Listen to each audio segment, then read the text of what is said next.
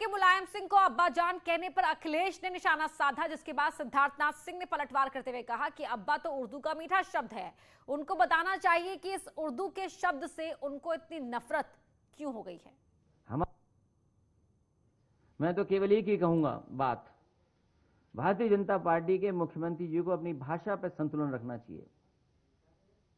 कल मैंने इंटरव्यू सुना है, हमारा आपका मुद्दों पे झगड़ा हो सकता है, लेकिन अगर हमारे पिताजी के लिए कुछ कह रहे हो तो तैयार रहना अपने आपके पिताजी के लिए भी मैं कुछ कह दूंगा। इसलिए मुख्यमंत्री जी अपनी भाषा का संतुलन रखें। समाजवादी पार्टी के बादशाह को अब्बास शब्द से नफरत क्यों है? उनको डैडी कहने में इतराज नहीं होता, पिताजी तो कहते नहीं हैं। और अब्बास शब्द तो एक उर्दू का बहुत अच्छा मीठा शब्द है, मगर डैडी एक अंग्रेजी का शब्द है। उनके पिताजी भी तो उनको टीपू कह के बुलाते हैं। तो ये नफरत क्यों आ गई है उनके अंदर ये उर्दू के शब्द से, ये समझ नहीं आ रहा है। इसके बारे में उनको बताना चाहिए। बिजनौर में बीएसपी महासचिव सतीश चंद्र मिश्रा ने कहा कि बीएसपी 2022 में अकेले चुनाव लड़ेगी और जीतेगी। प्रबुद्ध वर्ग सम्मेलन के दौरान उन्होंने बीजेपी पर भी निशाना साधा। बीजेपी इस समय हताशा में है और उन्होंने पैसा इकट्ठा कर लिया है। इतना पैसा उनके पास है कि उसको वो लगाने का काम करेंगे। तो ये सबको मालूम है कि पैसा इकट्ठा किस लिए किया है, लगाने का काम क्यों कहाँ करेंगे। बीजेपी परेशान है, इसलिए आप देख रहे हैं इधर उधर, कहीं इधर देखती है उधर देखती है। बहुजन समाज पार्टी अकेले अपने दम पे चुनाव लड़ेगी, किसी से गठबंधन नहीं करने जा रही है और पूर्ण बहुमत की सरकार अपनी बार बहुजन। आम आदमी पार्टी के राज्यसभा सांसद संजय सिंह ने यूपी सरकार पर करप्शन के गंभीर आरोप लगाए हैं।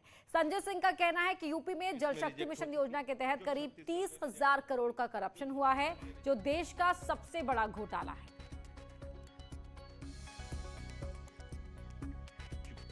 जल जीवन मिशन में महा घोटाला करने का काम किया। डॉक्टर महेंद्र सिंह जो जल शक्ति मिशन और जल जीवन मिशन का कार्य देख रहे हैं, उनके निगरानी में यह भ्रष्टाचार हो रहा है। प्रमुख सचिव अनुराग श्रीवास्तव, चीफ इंजीनियर आलोक कुमार सिन्हा, ये तमाम लोग मिलके लगभग 30,000 करोड़ रुपए का भ्रष्टाचार की इन्होंने योजना तैयार की। 30,000 करोड़ का भ्रष्टाचार। आप सांसद संजय सिंह के घोटाले के आरोपों के बाद सियासत तेज हो गई है। कांग्रेस और समाजवादी पार्टी ने निष्पक्ष जांच की मांग की है।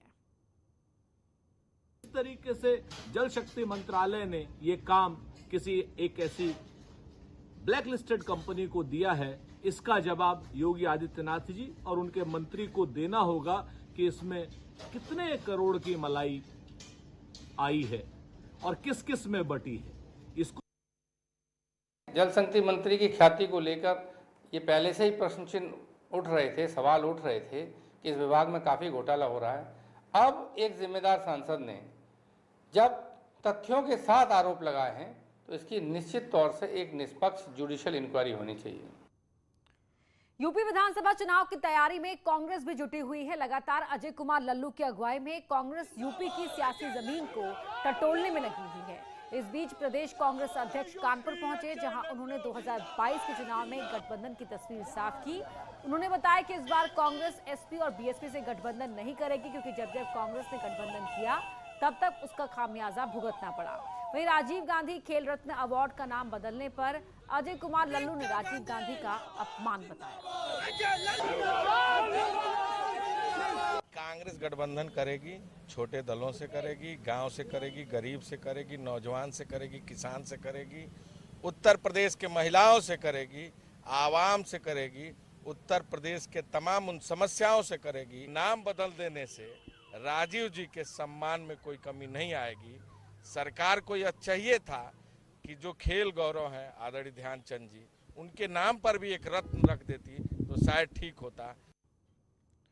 यहाँ रुक रहे एक छोटे से ब्रेक के लिए।